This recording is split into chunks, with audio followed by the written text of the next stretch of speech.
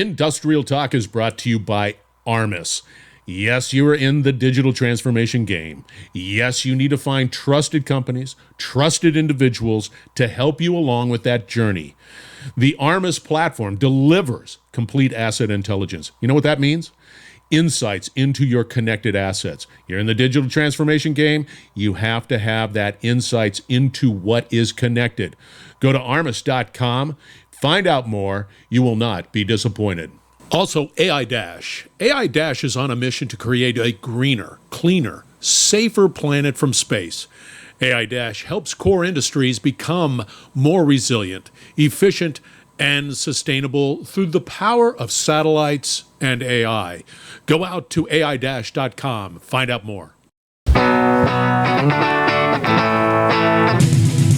Welcome to the Industrial Talk Podcast with Scott McKenzie.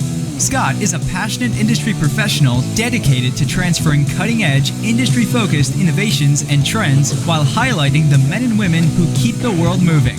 So put on your hard hat, grab your work boots, and let's go. All right, welcome to Industrial Talk, Day 3, DistribuTECH, Dallas, Texas, and it is wrapping up. There's maybe 27 and a half people on the floor, and this floor is huge.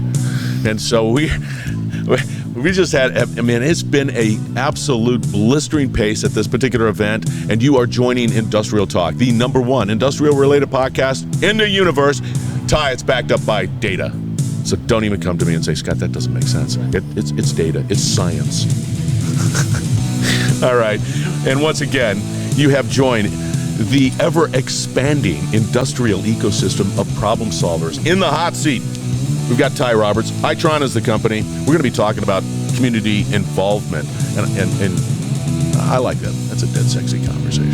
All right, let's get going. Ty. Good morning, Scott. Hey, thank you for making time in your schedule. My pleasure. My pleasure. Yeah, listeners, it's around 5:30 in the morning, Ty. This is because Ty's real busy. And it's tough. It's tough. He's anything for you. Anything for me. So you're having a good conference? Do you think it was good? It was fantastic. I think just being out, if there had been 27 people, like you'd said, it would have been wonderful to see faces. But to see 10,000 people out was absolutely fantastic. Having conversations again. Face to face. Did you run into people that you only knew virtually? Many. Yes, absolutely. People who I work with on a day-to-day basis. Wow, you're tall. There was one guy I just said, holy cow, man, you're gigantor. No, it was amazing. Yeah, and I think the conversations have been, I've come to realize that there's good and bad with the pandemic. The bad's obvious. The good is that I think that there are a lot more companies that are saying, we got to collaborate. And in the world of utilities, the world of whatever, grid management, or world of generation, whatever, that is so important to collaborate. Mm-hmm. One of the issues that I think I mentioned a couple of times on a number of conversations is this utilities. The activities of utilities are pretty much unsung. It's binary. You deliver power, you're okay. Right. I'm not thinking of it. Right. But if you don't deliver power and it's interrupting and it's flickering or whatever it is, I'm mad. It's like, yes, I'm okay. I'm mad. But the masses, the communities don't understand. Right. How do we begin to broach that subject? Well, it's a fabulous question. I know lots of utilities are wrestling with that, and lots of our customers included in that. So, because you're absolutely right, they do a fantastic job at what they do, and yeah. You can think, the lights went out 6 months ago for 5 minutes. It hardly ever happens, and it's an amazingly complex task to deliver gas, electric, and water. But it happens seamlessly for us every day.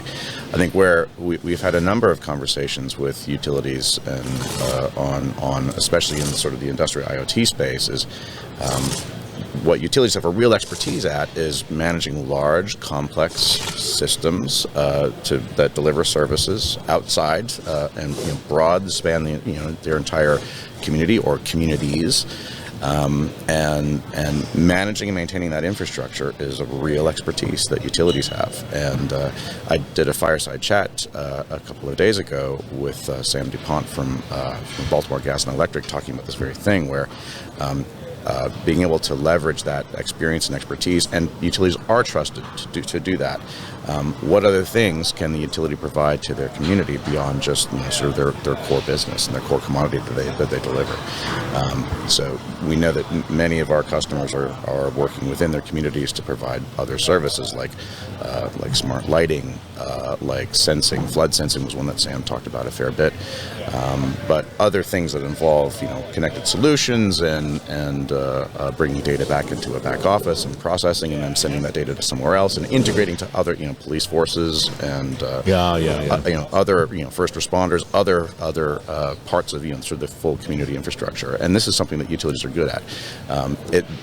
That outreach of going out in the community and engaging with them or engaging with other utilities that they're in their service territory. So an electric utility collaborating with a water utility, for example, to say, hey, I've got a smart metering network up already, communications in place. It won't be that big of a deal to add your water meters to that same network, and we can perform the reading for you. We have a few utilities who are starting to really explore that opportunity, and I think the challenge that so many utilities have is the from a regulatory perspective, they have to stay in their little box, and you guys got to do what you do. You have assets that are paid for by your constituents through a rate base, and that's all you can use it for. I think there's starting to be some realization with different governments, regional governments, and utility commissions around the country that asking everybody to put in the same kind of infrastructure, even small utilities that just don't have the capital or the expertise to do it, it's a real barrier to entry and a barrier to providing digital services to the same citizens. So that tension is an interesting one, and we're seeing a lot more collaboration between utilities and communities, and we're seeing some easing of the sort of the regulatory concern, and even certain regulators saying, yeah, actually, you guys should be cooperating. We can't pay for everybody to put all this expensive stuff in, so let's reuse what we can. So it's interesting because many industries are going through this digital transformation. It just is. One of the most challenging ones. I've talked to manufacturers, I've talked to oil and gas, and it's sort of a different conversation, but utilities, it's a challenge in it, and you're dealing with a lot of legacy thinking, like this is how we've operated this system for 90 years, and we have this and this and this, and now there's this pressure to with renewables, and it's been going on, but it still was consistent with, all right, you're a generator, get it on the transmission line. It was still very linear in that case. Now we're talking distributive. And again, if we want to succeed, from my perspective, if we want to succeed with this journey for this utility, we have to be very pragmatic. Mm-hmm. We have to communicate. We have to do all of that, because if the community, if the businesses are saying, I can't do business here, I can't live here because my power goes out. I get it, but it's summertime. I can't do it. Right. So, but the reality is it's going to happen, right? Absolutely. And I think the wave that everyone sees and feels, but how big it is and when it's going to hit is the thing that not everyone has quite realized yet. But what electrification with electric vehicles, with the commitments that communities and regional governments are making to carbon reduction and electrification. We see, of course, all the automakers are electrifying their portfolios and their fleets. That is going to require a massive amount of community engagement, because tons. Just the amount of new demand that's going to go onto electric networks is enormous. We cannot build enough generation in anything like the time or ever, frankly, to serve all of that load. So how it gets managed is going to have to be absolutely key to the success of putting in charging stations in all the places that they have to get put in. So that will absolutely have to be driven by conversations between utility and businesses and government, etc. My ears bleeding. I'm telling you, there's so many pieces and parts and pointy ends and rounded. It is, but it's exciting. The challenge I see, I'm one of many, don't get me wrong, there are challenges, are that it's like, I'm a utility. I'm not the utility next door to me. I have a different journey. and that utility has a different journey, and we're on a different path, and what's priority to me is not a priority to you, and then there's no real, quote, standardization with all of this stuff. And if somebody's going to have to, and because utilities tend to be very pragmatic, nobody wants to say, I'll go first, I'll go first, but then there are utilities that do that, and then they're going to blaze that path. But then again, how do we inform the community? Because it's just sort of an interesting, and I'll be blunt. I never listen to anything that comes from my utility. I just You're never probably not do. unusual. It's just like, hey, who are you? Oh, okay, great, fine. Right. How do we do that? How do we do that? Well, I think there has to be concerted effort by utilities, and many of them are doing this on community engagement as a strategy and as an expertise that they build and staff and develop a plan around, because it's that engagement is with electrification, absolutely, but also with the opportunity to provide additional services.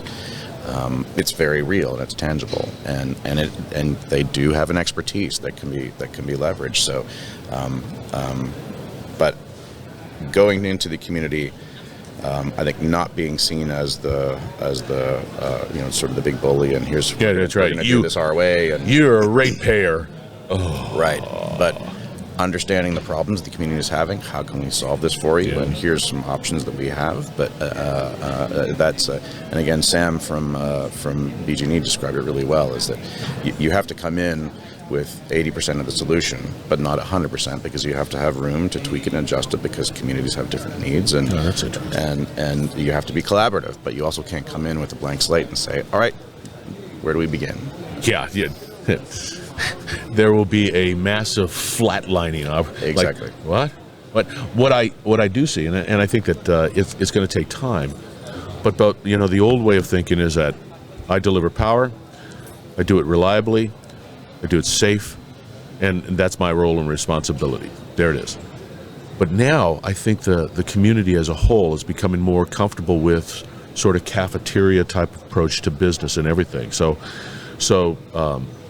I'm able to sort of say, well, I don't want that, but I can do that, and then that's cool, but I only want 50. Right. That's what this whole digital thing, it gives me options but that's an education. It's like, hey, here it is. You can do this, this, and this. Pretty cool, huh? Right. Beforehand, you couldn't do it. That's and right. That's the digital conversation. Yeah, that's right. Well, I think where utilities are looking to get to is there's a ton of opportunity out there. There's a ton of challenges that you can solve with cool sensors and data and providing early warning for lots of things. And there's lots of little business models that need to be tested. Are they going to scale, and are they going to be broadly needed and broadly deployable? Don't know. So I think the challenge now and the opportunity is, let's be quick and nimble and test what are the services that people need, and are they broadly required? Because I think what utilities will be really good at is, if it's a broad need, managing a big, large, solution base, doing that reliably, that's exactly what they do. It's their bread and butter. So the little niche things and customization, that's not what utilities do. But if they can find, here are the X number of things that are broadly applicable, let's focus on those. Can you, in this digital transformation, be confident that maybe the price could go down? Or is that sort of one of those, hey, if you do this is your sort of price, whatever it might be. But I think that's a pretty good thing if we can do that. Yeah, for sure. Well, I think that's especially in terms of, so much of what the utilities focus on and do, and so much of their investments go to reducing their own, operational expenses, which is what, that's the stuff that we all have to pay for as ratepayers. So that is always top of mind for them. So that whole conversation around the regulatory environment, the rate case, that has to change.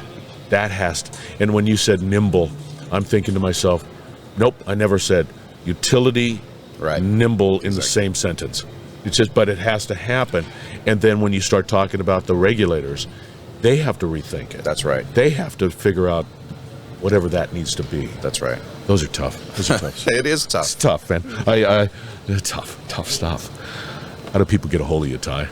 they can reach me on my email at ty.roberts@itron.com. There it is, man. That was a great conversation. Thank you. I like that. I did too. I don't know what to do. It's way above my pay grade. Not yours. You're square in the middle of it. You better have that pay grade. Thank you, Scott. I'm just that plucky sidekick. All right, listeners, you're going to have all the contact information for Ty out on industrialtalk.com, industrialtalk.com. So fear not. Reach out to this gent and Itron. I mean, they're really doing some great stuff out there. And I think you guys are unsung heroes. I'll take it. How about that? The unsung heroes of utilities. All right. Thank you once again for joining Industrial Talk. We will wrap it up on the other side, so stay tuned. We will be right back. You're listening to the Industrial Talk Podcast Network. That was Ty Roberts. Itron is the company. Thank you very much for joining Industrial Talk and for your support. Go out to Ty Roberts. It's all out at industrialtalk.com. His stat card, his LinkedIn stat card is right there. You just go out to Industrial Talk, you find Ty, you click on it, boom, you're in his stat card, and you're reaching out to him because you need to. If you're in the energy business, yeah, you need to reach out to Ty. If you're in the utility business, yes. If you're in the whatever business, I think he's a great guy to connect with because he gets it. Yep, that was a great conversation over there. That was DistribuTECH 22. DistribuTECH is right around the corner, 23. We're going to have some more great conversations from this particular event and much, much more. All right, go out to Industrial Talk. You're saying to yourself, Scott, how do I get engaged? Well, it's easy. Go out to Industrial Talk. And now you said, hey, Scott, how do I connect with you? Well, that's easy too.